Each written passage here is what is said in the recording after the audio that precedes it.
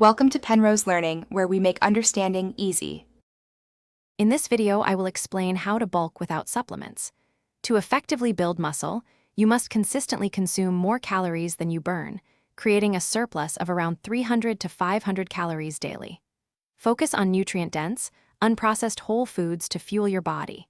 This approach ensures you gain quality muscle rather than just fat. Consistency in both your eating and training is absolutely key for long-term success. Your diet is paramount for muscle growth. Aim for approximately 1 gram of protein per pound of your body weight each day to support muscle repair and synthesis. Incorporate complex carbohydrates like oats, rice, and potatoes for sustained energy during workouts and recovery. Don't forget healthy fats from sources like avocados, nuts, and olive oil. They are crucial for hormone production and overall well-being. Training smart is essential for natural bulking. Implement progressive overload by gradually increasing weight, reps, or sets over time to continually challenge your muscles.